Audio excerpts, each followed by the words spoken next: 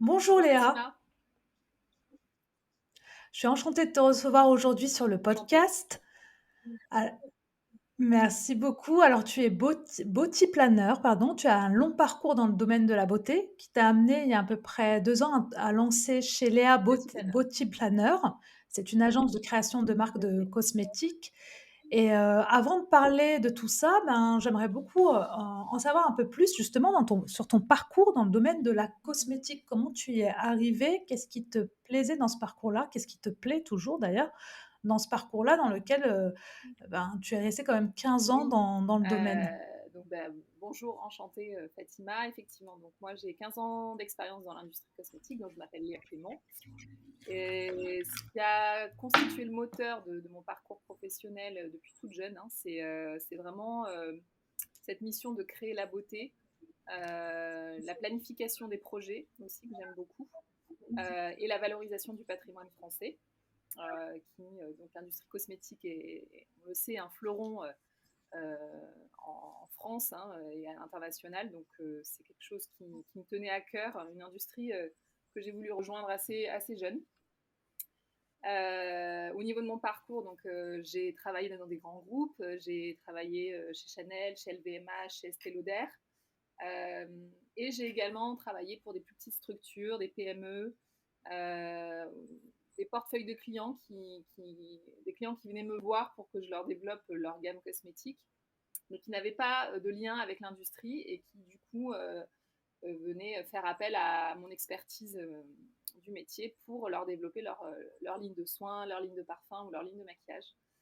Et donc, après plusieurs années, je me suis D'accord. rendu compte qu'il y avait un vrai bouleversement du marché traditionnel de la cosmétique et que donc il y avait quelque chose à faire parce qu'il y avait vraiment ces nouveaux acteurs de la cosmétique à accompagner pour leur permettre de mener à bien leurs projets, sachant qu'ils souvent ils ne viennent pas du coup donc de l'industrie traditionnelle. Donc voilà comment l'agence Beauty Planner est née. C'est une agence qui s'est créée sur la base de, voilà, D'accord.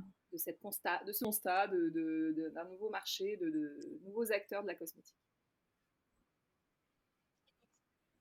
D'accord, parce que j'allais te poser justement la question sur ces 15 années d'expérience dans le domaine dans l'industrie de la cosmétique. Qu'est-ce que tu as pu constater justement sur le marché? Comment il a évolué? On voit aussi beaucoup de marques green qui dernièrement naissent de plus en plus. Et effectivement, comme tu disais, oui, il y a de plus en plus donc, de petites entreprises ou des créatrices qui lancent leur marque et qui ne connaissent pas forcément le secteur. Et toi, tu as détecté justement ce besoin-là d'être accompagné Oui, oui, voilà, sur exactement. cela? En fait, alors, effectivement, quand j'ai démarré, moi, il y a 15 ans, j'ai démarré dans les grands groupes de cosmétiques. Il y avait vraiment des codes de l'industrie avec voilà, des marques qu'on connaît tous, hein, des grandes marques traditionnelles qui font le paysage cosmétique Oui, français. Et au fur et à mesure des années, il y a une vraie évolution qui s'est mise en route. Euh, Parce qu'on a vu, on a commencé à voir donc effectivement ce qu'on appelle les marques blanches, les marques de distributeurs se développer. Donc par exemple, les enseignes de distribution se sont mis à créer leur propre marque à leur marque. Donc, quand on va chez Monoprix, on va trouver une ligne de soins de la marque Monoprix, même si elle va donner un autre nom. Chaque enseigne de distribution a commencé à créer sa propre oui, marque, donc ce qui a commencé à concurrencer les marques traditionnelles.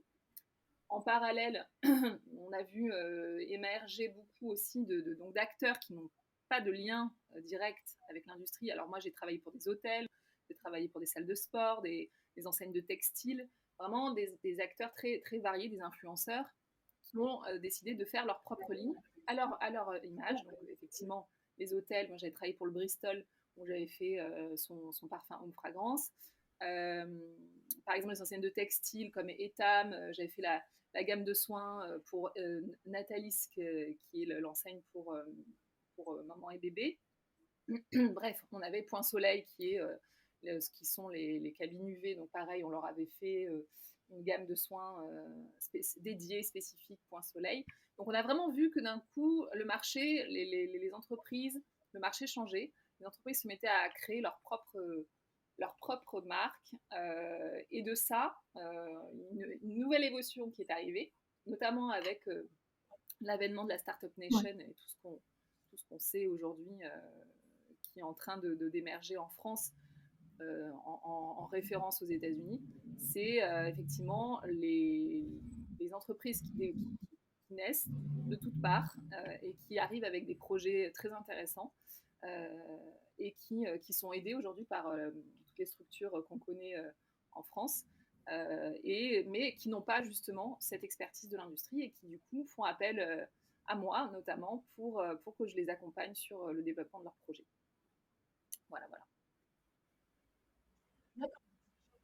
D'accord, oui, parce que j'ai vu que c'était aussi, un job qui émergeait de plus en plus, et justement, je pense que c'est aussi qu'il y a un vrai besoin sur le secteur d'accompagnement des entreprises ou des créatrices dans le domaine de la cosmétique qui connaissent pas très bien le secteur, qui ont besoin justement, de professionnels comme toi pour pouvoir lancer leur marque parce qu'on peut faire beaucoup d'erreurs mais justement, qu'est-ce qui t'a poussé toi à quitter ton job et à te lancer là-dessus et pourquoi pas justement la création d'une marque de cosmétiques? Moi, ce qui m'a poussée à quitter le monde de l'entreprise traditionnelle pour m'orienter sur la construction de cette agence et l'accompagnement de ces startups notamment, ou autres entreprises d'ailleurs, parce que ce ne sont pas que des startups, mais des entreprises qui sont un peu différentes de ce qu'on connaît traditionnellement. C'est l'envie justement de transmettre mon savoir. Alors je pense que je suis fille de prof aussi, hein, donc il y a peut-être cette chose-là qui vient de mon origine Oui, familiale. Euh, une envie de l'envie de transmettre transmettre, ouais. certainement un savoir, mais également, donc là, ça fait aussi référence à l'autre partie de ma famille qui est plutôt dans l'architecture et l'art. C'est la création du beau. C'est vrai que quand on est dans une entreprise avec des codes, quelque chose qui est plutôt charté, c'est compliqué d'être dans la création vraiment from scratch, totale. On est quand même face à voilà, des chartes. Là, ce qui m'a beaucoup attiré dans cette agence et le métier que je fais aujourd'hui, c'est ma capacité à être complètement libre sur la création et pouvoir sortir de terre vraiment quelque chose qui m'appartient ou alors qui appartient aux porteurs de projet. Et donc vraiment pouvoir créer voilà, cette beauté qui vient du fin fond de mon intuition ou de celle du porteur de projet. Euh, et effectivement, j'ai pour projet de créer une marque de cosmétiques. Alors ça, c'est un projet qui est un peu plus on va dire long terme, dans le sens où je souhaite initialement d'abord poser bien les bases de la société, de l'agence, pour ensuite m'orienter sur le lancement de cette marque. D'accord. D'accord, très bien. Donc du coup, ça veut dire qu'en plus d'accompagner, les entreprises dans la création de leur marque de cosmétiques, tu penses toi aussi donc créer la tienne, Oui, oui, voilà, tout prochainement? à fait. C'est un projet sur lequel on travaille. Donc voilà, on est plusieurs à réfléchir dessus. C'est vrai que voilà, ce que j'expliquais, c'est vraiment le fait de faire les choses dans l'ordre, on va dire. Cette agence, moi, j'y tiens beaucoup parce que je pense qu'il y a vraiment un manque en France d'accompagnement pour aider les porteurs de projets en cosmétique ou les entreprises voilà, qui ne sont pas de l'industrie traditionnelle. Donc, je tiens à développer cette agence et cette activité. Mais en parallèle, j'ai à cœur de lancer la marque aussi qui sera celle qui sera à 100% la mienne cette fois-ci. Donc c'est un projet qui est, je peux pas vous donner de date, mais qui est en cours en tout cas. D'accord, très bien. Justement, quand tu as créé donc l'agence, est-ce que tu peux nous dire, pardon, de quelle manière tu accompagnes les porteurs de projets? J'ai vu que tu avais mis en place 3 étapes: création, développement, lancement. Est-ce que tu peux nous en dire Oui, plus? tout à fait. Alors, j'ai mis en place, 3 étapes, d'accompagnement, que tu viens de citer. Donc la première étape, effectivement, c'est la partie création. Donc j'ai essayé de rendre les choses, lisibles, hein, parce que c'est vrai que quand on souhaite lancer une marque, cosmétique ou une ligne de soins ou de parfums ou de maquillage, et qu'on n'a pas la connaissance du fonctionnement des process, on se dit c'est une montagne à gravir, ça va être compliqué, comment faire En plus, c'est vrai que l'accès au marché n'est pas évident, puisque bon, quand on connaît pas, quand on n'a pas de réseau, ça peut être assez compliqué. Donc, ce que j'ai essayé de faire, c'est de simplifier la lisibilité, simplifier le process et améliorer la lisibilité justement de ce process de création et de lancement de marque.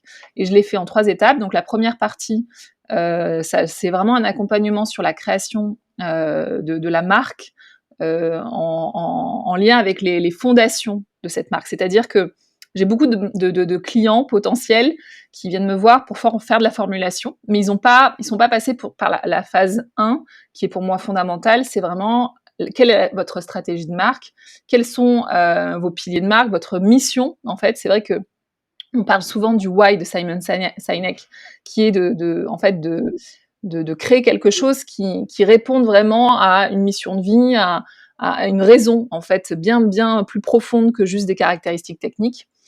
Pourquoi vous lancez cette marque, quelle va être la mission de cette marque. Donc vraiment, voilà, la première étape, c'est définir vos fondations de marque.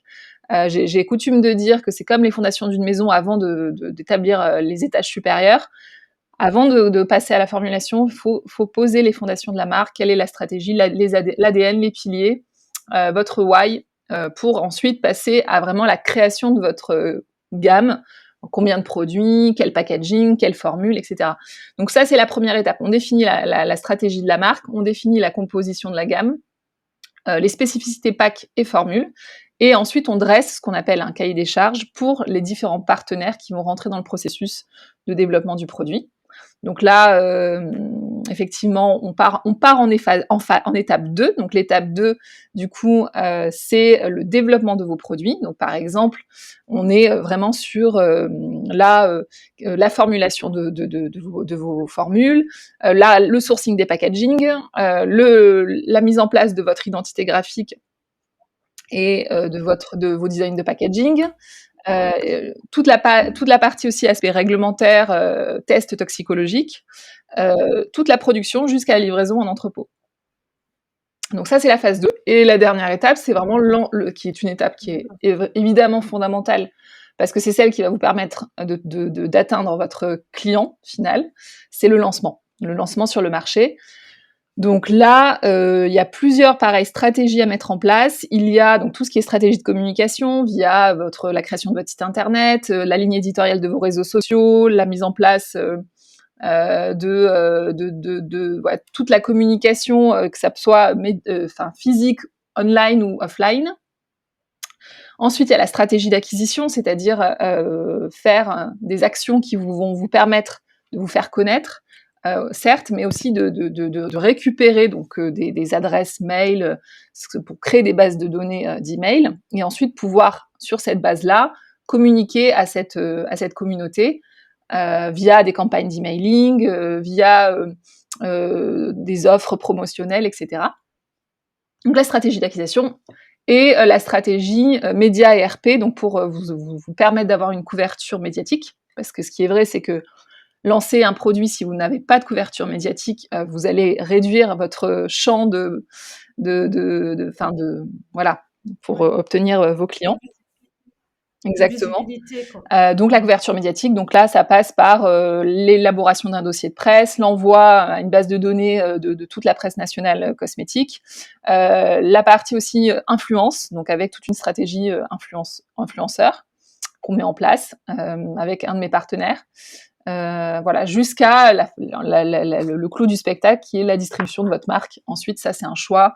Soit on est sur du e-shop, soit on est sur d'autres points de vente distributeurs divers et variés. Voilà. Donc les 3 étapes, c'est création, développement, lancement sur le marché.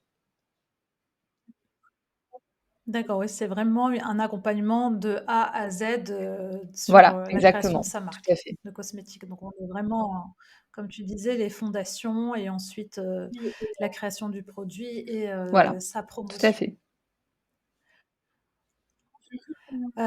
J'ai vu que, avant de parler de ça, je voulais savoir justement c'est quoi, quand on lance sa marque de cosmétiques, concrètement, c'est quoi les erreurs à ne pas faire? Les erreurs à ne pas faire, alors, bah, c'est l'erreur dont je viens de vous parler. Pour moi, la première erreur que je vois de manière très récurrente, c'est de passer en formulation avant même d'avoir, en fait, posé sur le papier quelle était votre mission de marque, quel sens, en fait, cette marque allait apporter au monde. Parce que créer une nouvelle formule, c'est vraiment ce qu'on appelle, voilà, moi, j'appelle de la caractéristique technique. Mais on a beaucoup de très belles Oui. formules qui existent aujourd'hui, sur le marché, et elles ne se vendent pas, en fait. Elles ne se vendent pas parce que derrière, on n'a pas d'histoire, on n'a pas le côté émotionnel qui est associé, on n'a pas, l'aspirationnel. Et ce qui est Mmh. très important, c'est de créer une espèce d'identité globale autour. Votre formule, elle répond derrière à toute une histoire, en fait. Quand on rentre chez Chanel, on va chez Chanel parce qu'on pénètre dans un univers. On va acheter une montre Chanel, pas parce que c'est peut-être la plus techniquement au point, mais parce que elle va évoquer beaucoup de choses à la personne qui va porter cette montre et qui va se dire j'ai un petit bout de Chanel en moi, donc j'ai un petit bout de cette histoire. Et c'est ça qu'il faut vraiment considérer quand on veut lancer quelque chose, c'est qu'on crée son univers, on crée son histoire pour apporter du sens, en fait. Mmh. Apporter du sens. Et la formule, elle est au service de votre histoire. Donc voilà, ça c'est l'erreur la plus fréquente que je vois de souvent des gens qui viennent me voir. Je suis en formulation, j'ai besoin de formuler. Et Ils ont pas voilà, ils ont pas posé fait les l'étape 1. fondations, Donc quoi. ça, c'est la première erreur que je vois. Qu'est-ce que je peux vous dire d'autre comme erreur? Alors les autres erreurs, c'est évidemment de ne pas faire tout ce qui est la partie test, qui est importante. Parce que c'est vrai qu'on peut aujourd'hui, ce qu'on appelle faire des développements en test masqué. Ça veut dire qu'en gros, on se dit, bon, a priori, la formule, c'est une formule qui est sur des bases d'ingrédients qu'on connaît. Le packaging, ce sont des matériaux qui sont connus. Donc, la compatibilité entre le pack et la formule, ça va aller.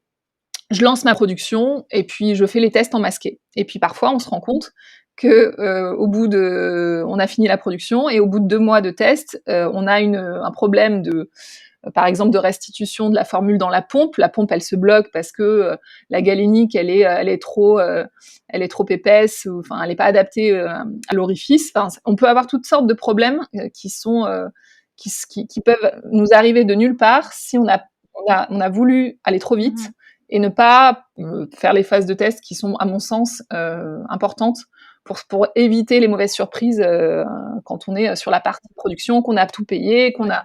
tout lancé, parce qu'après, il n'y a plus qu'à mettre à la poubelle, quoi. Donc, c'est assez important de bien s'assurer de pas.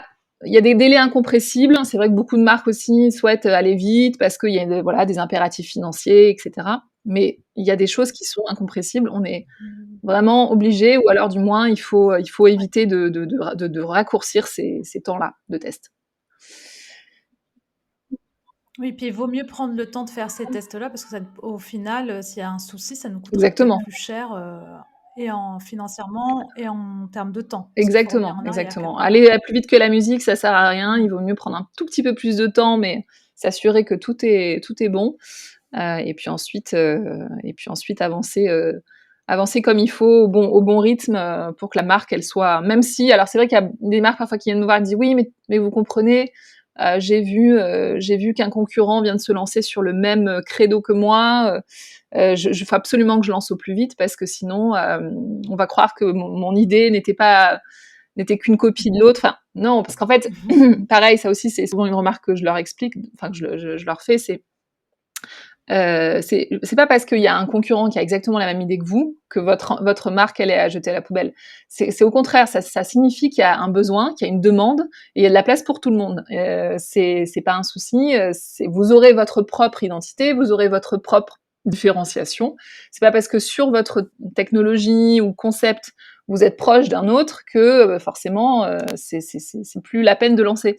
Non, non, non, ça veut dire qu'il y a du besoin, ça veut dire qu'il y a de la demande, ça veut dire que c'est une tendance que certains ont capté, en fait. Donc, c'est que vous avez bien capté Oui.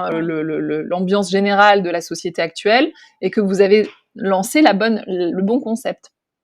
Et donc ça, ça veut dire ce qu'on appelle un business potential. Ça veut dire qu'il y a du monde et il y a encore de la place à prendre.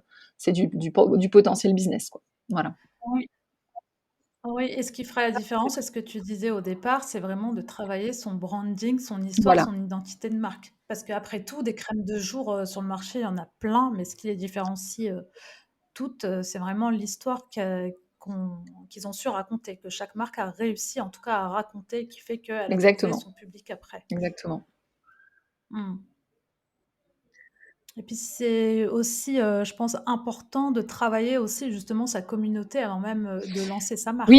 Parce que tu as déjà pour avoir déjà les 1ers, early adopters, on va dire, qui seront prêts à acheter le produit parce qu'ils l'auront attendu, ils auront suivi cette histoire, qu'on leur a racontée et avec toutes les conseils qu'on aurait pu leur donner et du coup, ça fait tout de suite donc, les premiers testeurs, les premiers tout à fait, tout early à fait. Donc adopters. ça, c'est effectivement dans la phase de lancement qu'on attaque en parallèle de la phase de développement. La phase de lancement, en fait, moi j'accompagne aussi sur des campagnes de crowdfunding. Donc, les Oui, campagnes de crowdfunding, vous savez, c'est les oui. campagnes de financement participatif. Et on dit généralement qu'il faut environ 6 mois de préparation de cette campagne en amont. Et effectivement, les 6 mois de préparation, ça passe par la création de sa communauté via la création de ses réseaux sociaux. Et donc, pour faire cette étape 3, il aura fallu faire l'étape 1, mais ça peut être en parallèle de l'étape 2. Et donc, quand on est en développement des produits, on commence effectivement à créer son Instagram, créer sa ligne éditoriale, faire ses briefs de tout ce qui est support de communication pour commencer à créer un univers. Et donc, du coup, effectivement, la communauté, on la fait grandir au fur et à mesure. On fait éventuellement des opérations influence, médias en parallèle aussi pour créer un peu créer un peu le buzz. Mais au début, c'est vraiment du teasing. On n'a pas le produit à proposer. Le produit, il faut garder un petit Oui. peu le mystère jusqu'au lancement. Si on est sur de la campagne de crowdfunding, jusqu'au lancement de la campagne. Si on est sur un lancement de son e-shop, de la même manière, on peut commencer à faire monter la sauce et on envoie les premières images des produits, etc. Une fois que on a quelque chose à vendre très concrètement en fait, qu'on a un e-shop D'accord, disponible, qu'on a la production qui est d'accord. disponible à l'entrepôt et qu'on peut aller pick up la marchandise et dispatch à la clientèle.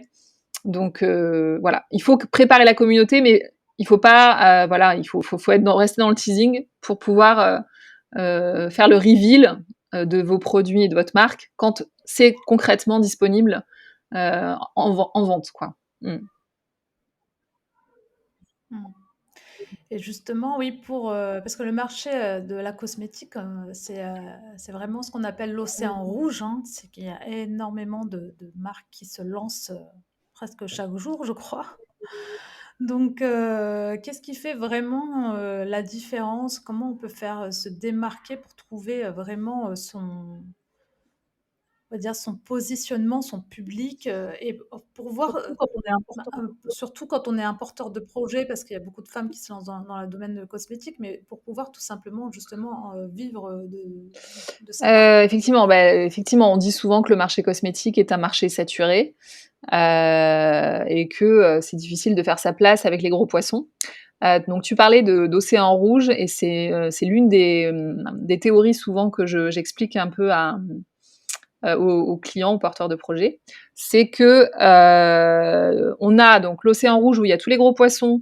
Effectivement, si on y va, on va se faire manger, hein, concrètement. Donc les gros poissons, c'est les grandes marques, c'est ceux qui ont des capitaux importants derrière et qui ont une force de frappe de communication qui est immense. Et du coup, nous, face à ça, si on est une petite start-up en tout cas, on aura du mal à se faire une place. Après, il y a l'océan blanc. L'océan blanc, c'est par exemple des concepts de produits pour faire une différence XY où il n'y a personne. Donc, je sais pas, une innovation telle que personne n'y a pensé et que du coup, il n'y a personne dans cet océan-là. Donc l'océan blanc, faut pas y aller non plus. C'est-à-dire que s'il y a personne, c'est que concrètement, personne, forcément quelqu'un a eu une idée un peu similaire. Et si personne n'y est allé, c'est qu'il y a des barrières à l'entrée, que c'est un marché qui peut être complexe, que technologiquement c'est pas au point, la rentabilité elle va être compliquée. Enfin bon après, sauf si vous avez l'idée du siècle et que vous avez trouvé les moyens de les mettre en Ça place marche. d'une telle manière qui fait Oui. que ben, du coup vous êtes le first to market face à des gros poissons, etc. Ben, là, je vous félicite, mais bon, la théorie, elle est comme ça. Donc, l'océan rouge, il faut pas y aller. L'océan blanc, il y a personne. Donc, généralement, il faut peut-être éviter. Et il reste un océan qu'on appelle l'océan bleu. Et c'est cet océan qu'il faut viser, c'est-à-dire, il y a des gros poissons, il y a des petits poissons, mais il reste de la place. C'est-à-dire qu'en fait, on part pas de quelque chose de complètement disruptif, de complètement innovant. On va partir sur des fondamentaux, mais on va apporter un petit upgrade, on va apporter une différence. Et c'est là où tout le travail va se faire. C'est-à-dire qu'on va faire quelque chose de plutôt classique sur les bases, mais on va apporter cette innovation, on va répondre à un pain point qu'on a identifié, donc un point de douleur consommateur, en se disant, ben voilà, par exemple, moi aussi je fais du solide, du savon solide, mais comme unbottled, je vais le proposer avec une ventouse qu'on applique sur le mur de sa salle de bain, parce que c'est vrai qu'on sait que la pointe de douleur consommateur, c'est le savon qui glisse, c'est pas pratique. Donc nous, on vous le propose avec un système de ventouse. Voilà, donc c'est l'océan bleu, c'est vraiment de capter ce qui se fait en apportant sa différence et son petit upgrade pour pouvoir capter un marché qui est quand même présent sans vous faire attaquer par les très très gros qui ont déjà fait la même chose. Voilà. Oui. D'accord, donc c'est vraiment, bah, se jouer sur la petite différence, la petite chose, différente, tout en ayant bien travaillé son identité de marque qui fait qu'on va sortir un petit peu du lot et puis avoir, trouvé son Voilà, public. exactement, exactement. Et donc c'est tout le travail qu'on fait, c'est effectivement de trouver ce qu'on appelle la USP, la uniqueness. Quelle est votre différence en fait? Comment et ça passe par l'histoire, notamment le storytelling du porteur de projet ou de la marque. Ça passe par quelle va être la mission de la marque? Est-ce que c'est une mission qui s'arrête à vendre des produits ou est-ce qu'elle a une mission sociétale, environnementale? Il y a toutes sortes de missions qu'aujourd'hui les marques Ouais. portent puisque on n'est plus dans des marques comme avant où on vend juste du produit, on est dans des marques qui ont quelque part voilà cette mission, cet engagement, cette histoire à partager. C'est comme si on pénétrait un peu un univers finalement quand on achète une marque. Et c'est ça qu'il faut réussir à créer en fait. Et ça, c'est propre à chaque histoire de chaque porteur de projet. Et c'est là où si on fait bien l'étape 1, généralement la différence, on va la trouver de manière assez évidente si on a bien fait le travail en amont. Oui, en amont. Tout à fait. Justement, tu accompagnes des entreprises et des petits porteurs de projets. J'imagine que les budgets sont pas les mêmes. Grosso modo, j'imagine qu'il y a une fourchette de budget à avoir quand on veut se lancer, dans la création de sa Oui, marque tout de à fait. cosmétiques. Si tu peux nous dire à peu près, voilà, pour un porteur de projet, une femme entrepreneur qui veut se lancer dans ce domaine-là, à quoi elle peut s'attendre financièrement, avec quel budget elle doit venir pour pouvoir lancer une marque, au moins, je ne sais pas, c'est pour un ou deux produits. Alors, Ouais. D'ailleurs, généralement, est-ce que c'est mieux de proposer qu'un seul ou 2 produits? Parce que j'en ai vu qui proposent un peu trop, je trouve, quand on vient de se lancer. C'est peut-être le truc à éviter. Mais se concentrer sur un produit phare peut-être. Je ne sais pas quels sont tes conseils là-dessus, en termes financiers et en termes de produits à Alors lancer? effectivement, alors c'est une question qui revient très fréquemment. Oui, Heu, j'imagine. quel est le Ouais, budget? j'imagine. Alors c'est une réponse qui est tout aussi variable que la question. C'est-à-dire que, en fait, vous pouvez avoir, des marques qui ont une envergure nationale, auquel cas, moi, c'est plutôt ce genre de clients que j'ai, hein, des marques qui ont une envergure nationale. Mais vous pouvez avoir des marques qui sont des marques, ce qu'on appelle artisanales, qui vont se vendre localement dans des petits points de vente, soit voilà parce que c'est une zone touristique et donc on est en Provence, on fait une marque à la lavande et puis on vend ça dans les points de vente en Provence. Voilà, donc c'est déjà de base. Pourquoi je vous parle de ça? Parce que c'est pas les mêmes quantités. C'est-à-dire que si vous partez sur des quantités pour lancer une marque à envergure nationale, vous êtes sur une production, vous êtes sur des lignes de production et les usines, elles ont des minimums de quantités pour lancer une ligne de production. J'arrive à lancer moi des marques avec des quantités qui sont autour de 2000 pièces, qui est très faible. Mais généralement, on dit qu'il faut commencer à 5000 pièces à la référence pour pouvoir lancer une marque en production industrielle. Hein. On n'entend pas en production artisanale. Artisanale, c'est fait main, c'est des petits Ouais, artisans. C'est pas la même chose. Donc, si ouais, on c'est parle pas la même d'une chose. marque à envergure nationale, Mmh. on parle de production industrielle et auquel cas, on a des minimums de quantité industrielle. Donc, si vous avez des minimums de quantité industrielle, vous avez forcément de base, vous multipliez le coût de production par vos quantités et par le nombre de références que vous allez avoir. Donc si vous avez 3 références multipliées par 3 et ainsi de suite. Donc moi, généralement, ce que je conseille, c'est effectivement de commencer moi j'ai beaucoup de clients qui commencent de cette manière-là, autour de 5000 pièces, avec 3 produits, et ensuite en termes de, voilà, 5000 pièces, 3 produits, et donc 5000 pièces, 5000 pièces, 3 produits, mais ces 3 produits, c'est 5000 pièces, par produit. Donc ça vous fait par 15 000, produit? pièces 15 000. que vous multipliez par votre coût de production. Et ça vous donne votre budget de prod. Mais on sait pertinemment que, comme je vous explique aujourd'hui, ça ne sert à rien de faire juste un produit si vous n'avez pas construit votre marque autour. Donc le Oui, plus gros budget qu'on estime oui. autour de 70%, hein, comparé aux 30% ou 20% sur la production, c'est le marketing et la communication. Et c'est là où moi j'interviens. Bon, j'interviens aussi sur la Mmh. partie développement produit, mais je ne suis pas formulatrice. Hein, donc j'accompagne le porteur de projet ou l'entreprise avec les différents Oui, partenaires. Mais oui. ce qui est très important, c'est voilà, de créer cette marque avec tout cet univers dont on a parlé. Et ça, ce seront des budgets qui seront plus conséquents. Donc globalement, je dis qu'il faut un minimum de budget de 50 000 euros.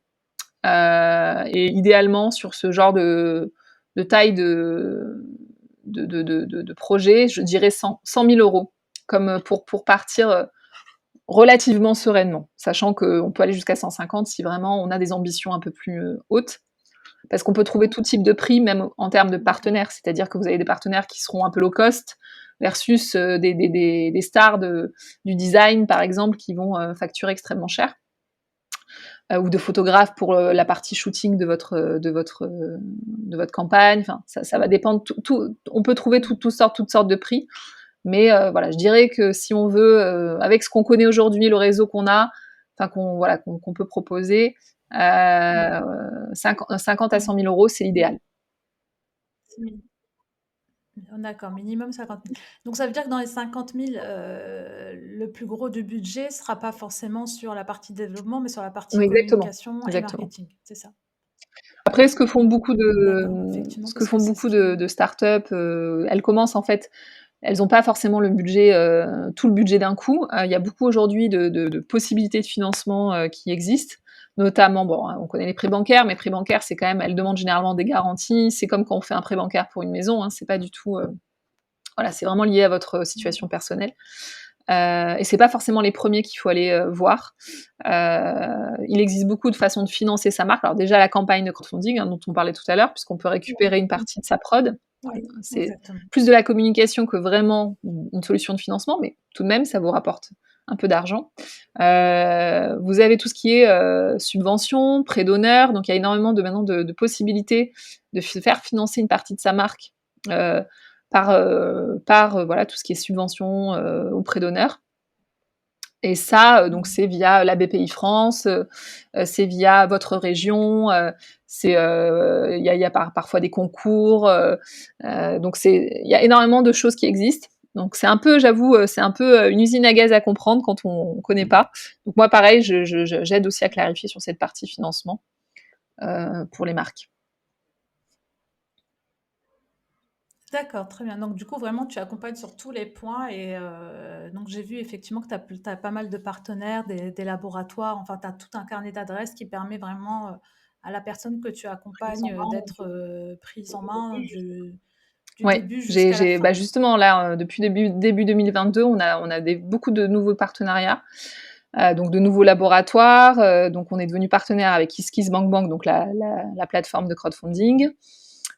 Nouveau partenariat aussi presse et influence, donc justement pour vraiment la partie couverture médiatique, parce que je pense que c'est vraiment fondamental. Avec la Cosmetic Valley aussi, qui est l'organisation des entreprises de la beauté en France. Et on est partenaire notamment pour accompagner les Mmh. startups qui sont startups de la beauté qui sont incubées au Beauty Hub à Chartres. Donc dernièrement, on a vu par exemple la crème libre qui était incubée au Beauty Hub ou Lao qui sont les marques de shampoing en, en bombe qu'elle vend sous forme de bombe là. Enfin, je ne connais pas très bien Lao, mais en tout cas, je sais qu'elle était incubée au Beauty Hub. Voilà, donc là, on a pas mal de nouveaux partenariats et donc c'est bien, ça se développe beaucoup. Et Bah, oui, c'est la question que j'allais te demander. Du coup, j'ai vu que tu avais tous ces partenariats, KissKissBankBank, la Cosmetic Valley, tout ça pour toi justement, c'est vraiment, une manière donc d'aller chercher, ben, tes clients quoi, à la source, alors on va oui, dire? entre autres, ça peut me permettre de rencontrer des entreprises qui, notamment la Cosmetic Valley, qui ont besoin de cet accompagnement. Alors oui, c'est une façon pour moi de trouver des nouveaux clients. Après, c'est vrai qu'aujourd'hui, je manque pas de clients.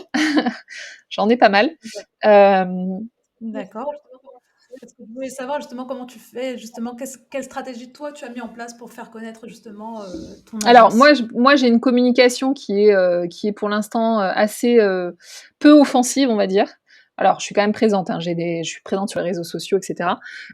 Mais j'ai pas fait de publicité, par exemple, parce que Parce que je tu avais d'accord, mais parce que tu avais déjà alors, un j'ai déjà réseau? un réseau, donc j'ai trouvé J'imagine. des clients qui sont. La plupart des clients que j'ai aujourd'hui sont venus à moi. C'est pas moi qui suis allée les chercher parce que effectivement, on m'a recommandé dans le réseau de la cosmétique. Il y a un monde assez petit finalement, donc tout le monde se connaît.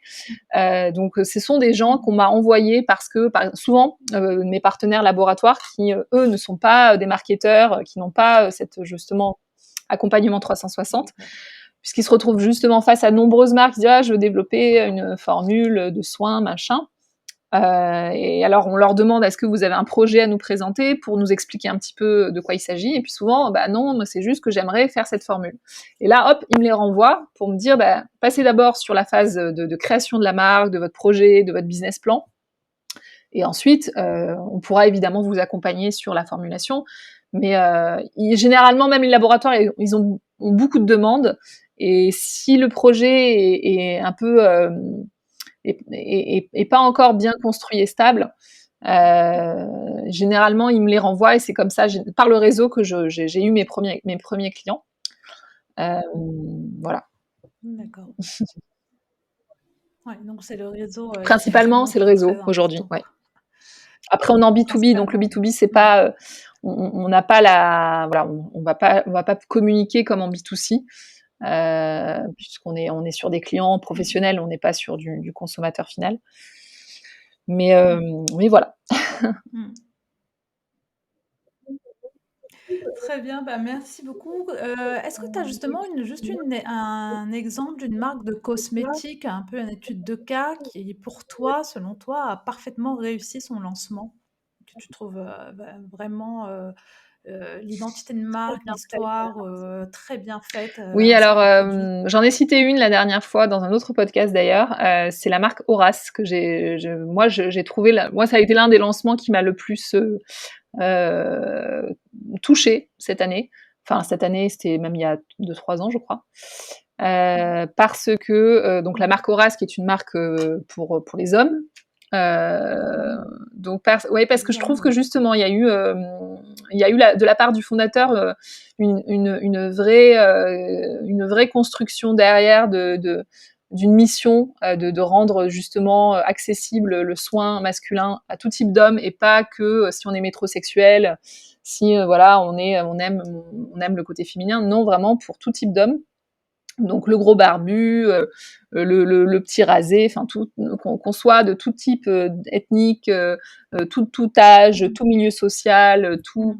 bref, on a cette possibilité d'avoir, comme les femmes, de prendre soin de soi, mais avec quand même une approche qui reste masculine, virile, authentique, voilà. Et je trouve que Mmh.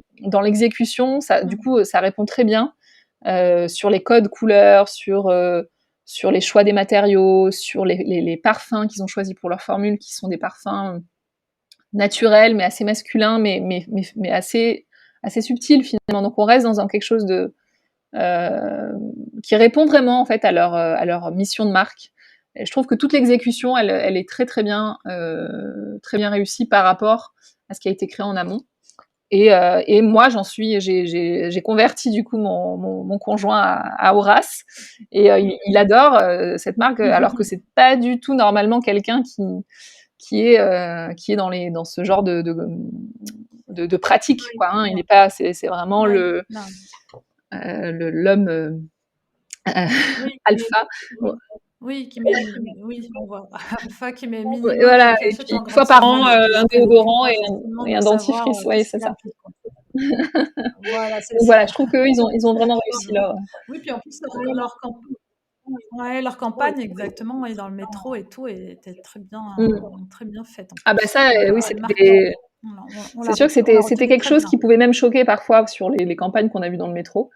Parce qu'il y avait des images, des gros crops, des gros zooms sur la barbe, sur le tatouage, avec les selles pas très loin. Enfin, donc c'était quand même des images assez. Mais voilà, Oui, ils ont voulu jouer oui, sur l'authenticité de l'homme, comme on peut voir dans les vestiaires chez les rugbyman. Hein, on n'est pas dans la dentelle. Voilà, donc on s'est retrouvé dans cet univers de testostérone assez avec leur campagne, et finalement ils ont réussi, puisque ils ont réussi à toucher, je pense, l'homme classique, généraliste. ouais, Mm. leur cible. Mmh. Oui, donc ils ont vraiment bien Ouais, le travaillé le branding, et branding je de pense leur qu'au-delà marque. du branding, c'est vraiment qu'ils ont identifié une mission pour eux de faire cet accès aux soins à l'homme, mais à l'homme de tous les jours, qui n'avait pas aujourd'hui une offre pour lui Mmh. qui lui correspondait.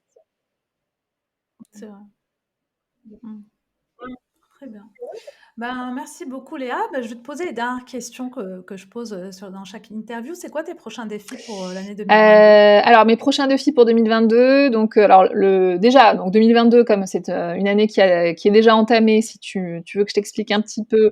Alors déjà Ouais. on est devenu organisme de formation, donc parce que j'avais énormément de demandes de petits porteurs de projets qui n'avaient pas beaucoup de budget. Donc on a décidé de se mettre organisme de formation pour pouvoir accompagner ces porteurs via leur CPF.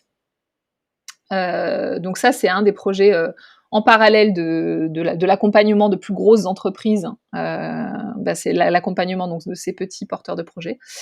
Et sur cette même vague, en fait, on a créé un outil de e-learning qui permet d'avoir les premières étapes à la création d'une marque cosmétique tout en ligne, donc en toute autonomie. Donc ça, c'est aussi dans cette même vague de permettre de répondre à cette demande qui ont souvent ces petits problèmes budgétaires. Mmh. Mmh. Et en partenariat, en parallèle, tous les partenariats dont je t'ai parlé, qu'on a développés depuis début 2022. Ça, c'est ce qu'on a fait, donc Cosmetic Valley, Kiss Kiss Bang Bang. Ça, depuis le début de Début l'année d'année. 2022. Et ben, bon, après, C'est déjà pas mal, hein, tu fait beaucoup de choses oui, oui, en oui. Bon, 4 après, mois. c'est vrai que début de l'année, c'était assez intense. Mais on a encore beaucoup de choses pour les mois à venir qui sont en cours. Donc là, on a recruté une nouvelle personne qui va s'occuper notamment du marketing digital. On est dans les mois à venir sur un objectif de digitaliser les services via un outil de SaaS, donc Software as a Service, pour rendre nos 3 étapes qui soient accessibles en totalité sur du e-learning, pour la partie création, la partie formulation et la partie lancement de marques cosmétiques. Donc ça, c'est un projet qui est en cours de création. Également, on a pour projet de distribuer les marques qu'on accompagne sur notre site internet pour leur permettre d'avoir un relais de distribution. Et également, je suis en train de travailler sur potentiellement le projet de m'associer avec une autre personne justement pour la création de la marque cosmétique. Donc ça, c'est les projets. Et j'ai un autre projet qui est un peu confidentiel dont je peux pas parler, mais que je révélerai au moment opportun à ceux qui sont intéressés de me suivre. D'accord, bah, on suivra ça, on regardera, quel est le projet secret, mais en tout cas, il y a pas mal de choses effectivement, d'ici la fin de l'année Ouais. sur lesquelles, tu as de beaux et grands projets qui arrivent, donc Oui, ça tout fait à pas fait, ouais. mal de boulot déjà. Hem, quel est ton conseil, que tu donnerais à une femme justement qui se lance dans Alors, l'entrepreneuriat? une femme ou un homme, moi, je fais pas la différence. Alors, c'est vrai que bon, par rapport au podcast, on est sur quelque chose qui est féminin. Donc effectivement, on L'entrepreneuriat est sur des féminin? questions. Oui. Moi, je pense que ce soit femme ou que ce soit homme, on a les mêmes problématiques. C'est vrai que pour les femmes, il faut peut-être avoir de la poigne et montrer qu'on est motivé, qu'on a beaucoup de volonté. Mais au final, aujourd'hui, j'ai toute confiance en les femmes pour savoir porter leurs projets au monde. Et là-dessus, je pense que mes conseils, ce serait, évidemment, on est sur l'entrepreneuriat, c'est toujours un challenge. Hein, c'est aussi excitant que ça peut être challengeant. Donc, je pense qu'il faut s'armer de courage. Il faut jamais laisser tomber son projet entrepreneurial. Et si on a, je pense, j'en reviens toujours à cette mission de vie, mais si on a cette mission en nous, si c'est écrit dans notre ADN qu'il faut qu'on se lance parce qu'on a quelque chose à apporter au monde, quoi qu'il arrive, même les échecs, même tout type d'expériences qui peuvent être déstabilisantes, elles font partie du chemin de la réussite. Donc ne jamais baisser les bras et se dire que c'est le propre de l'expérience entrepreneuriale que d'essuyer les échecs et de devoir donner un coup de collier alors qu'on est crevé au bout de sa fatigue et qu'on a vraiment plus de force et d'énergie. C'est de toujours garder cet optimisme profond de se dire que c'était écrit, quoi, et que si on le sent dans nos tripes, je pense que la femme là-dessus, c'est sa force, c'est son côté intuitif. Et généralement, on le sait si on est sur le bon chemin. Quand on est une femme, on est plus connecté, je pense, à nos intuitions et à notre puissance de femme intérieure. Donc, si on sent qu'on est sur la bonne voie, généralement, c'est qu'on est sur la bonne voie. C'est que c'est bon. Il faut y Voilà, aller, tout il à faut fait. continuer, ne pas douter. Est-ce que tu peux nous citer une femme dans le paysage entrepreneurial Alors qui moi, j'ai une t'inspire? femme qui m'a beaucoup inspirée ces dernières années, que j'ai contactée notamment parce que elle est pour moi un exemple de femme entrepreneur. C'est Sarina Lavagne, qui est la fondatrice de la box beauté Prescription Lab. Alors je ne sais pas si vous voyez de quoi je parle. C'est une box beauté qui est très très maintenant très connue, qui propose des produits plutôt naturels, qui sont toujours très bien sélectionnés, avec toute une plutôt haut de gamme. Plutôt haut de gamme, hein? Plutôt haut de gamme. Il y a Prescription Lab. aussi un petit livret à l'intérieur avec des portraits de femmes justement, donc d'entrepreneurs. Donc il y a vraiment cet engagement aussi de la part de la boxe de mettre en avant, enfin de sororité, de mettre la femme active, engagée sur tous les fronts, la working mum aussi en avant. Et cette femme, donc Sarina Lavane, je l'ai rencontrée parce que j'ai créé moi les produits maquillage de la marque Prescription Lab, donc pour la box donc on travaillait ensemble avec Sarina il y a 5 ans à peu près. Et en fait, j'ai tout de suite accroché sur sa personnalité, qui est une femme lumineuse, solaire, qui a tout mené de front toute seule à 40 ans. Elle a fait un enfant, elle a créé sa marque Prescription Lab et elle a connu le succès qu'on lui connaît. Toujours dans cette bienveillance et cette générosité qu'elle a en termes de personnalité, que je trouve formidable. Et voilà, avec tout cet engagement qu'elle a sur ses projets et qui transpire quand on justement on va voir sa marque. Je trouve que ça transpire, et quand on rencontre la personne, on se rend compte à quel point c'est une femme inspirante et authentique. Et c'est ça que j'ai beaucoup apprécié chez elle, c'est qu'elle est dans une démarche 100% authentique. Et je pense que c'est ce monde-là qu'il faut qu'on souhaite à toutes les femmes et à nos filles, en tout cas. D'accord, merci. Bah, j'irai regarder de plus près. En tout cas, je connaissais le, Prescription Lab, mais je ne savais pas qui était derrière, donc je Oui, regarderai bah, plus. oui, je te... Est-ce que tu as oui, je regarderai. Est-ce que tu as une maxime, un proverbe qui t'accompagne? Alors oui, j'ai une maxime qui m'accompagne de par mon père, qui était qui était architecte, qui était le beau rend heureux. Et c'est quelque chose qui m'a accompagnée toute ma vie, parce que le beau rend heureux. Moi, j'en suis fondamentalement convaincue. C'est que déjà, si on crée les bases d'une vie avec de la beauté autour de soi, eh ben, ça donne les bases du bonheur. Et c'est pour ça que ça a été un peu un moteur pour m'orienter donc dans ma carrière et mon métier aujourd'hui. La création du beau, de toutes ses formes. Alors j'aime évidemment les cosmétiques, mais j'aime pas que les cosmétiques. J'adore la décoration d'intérieur. Bon, c'est lié aussi à l'architecture, les arts en général, le design. Voilà, tout ce qui est la mode, tout ce qui est faire la cuisine, mais faire une cuisine qui soit esthétique. Voilà, tout ce qui est lié à la beauté. Pour moi, je pense, c'est ce qui va porter le monde vers le bonheur. En tout cas, ce sont les bases pour moi de la création du bonheur. Donc voilà ma maxime qui a été moteur dans ma vie, en tout cas ma carrière professionnelle et pas que, personnelle également. D'accord. Voilà. Le beau rend heureux, comme est-ce que tu as un livre, un podcast ou documentaire, que tu recommandes souvent? Alors oui, j'ai un livre en particulier que je recommande souvent. Donc ce qui est assez drôle, c'est que ça fait vraiment écho à toute la discussion qu'on vient d'avoir. C'est Femmes qui courent avec les loups de Clarissa Pinkola Ouais. Estés. Je ne sais pas si ça vous dit quelque chose. C'est un livre d'une analyste, mais aussi conteuse en fait. Elle parle pas directement de l'entrepreneuriat, mais elle parle de la puissance de la femme. Comment la femme retrouve son instinct naturel, être à la fois créatrice et sauvage comme les loups, en fait. Et en fait, elle utilise les mythes, les histoires, les contes du monde entier pour illustrer ses propos.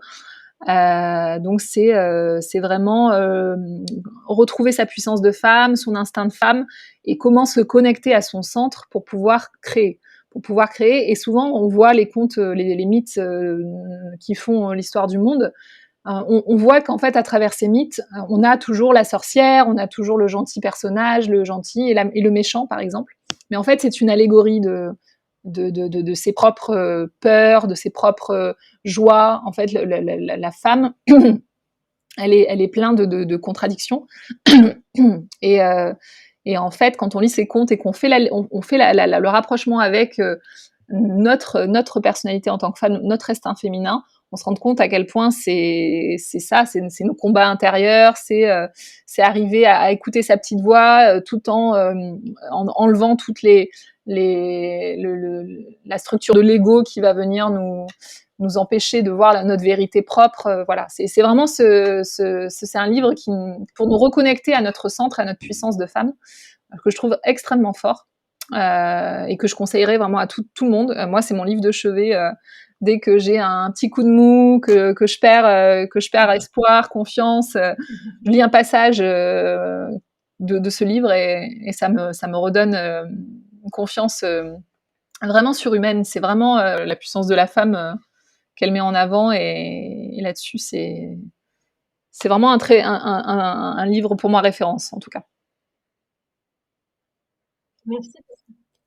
Merci parce qu'effectivement, je vais le lire parce que je l'ai Ah bah depuis un alors, faut moment et absolument je le lire. l'ai toujours pas lu. C'est vraiment quelque chose, Alors c'est je un vais le faire écrire, incontournable. donc il faut que je te parle et je le vois dessus là-bas sur mon étagère et je dis: «Bon, il va Voilà. falloir que je le lise en fait». Non, non, je te le conseille vraiment.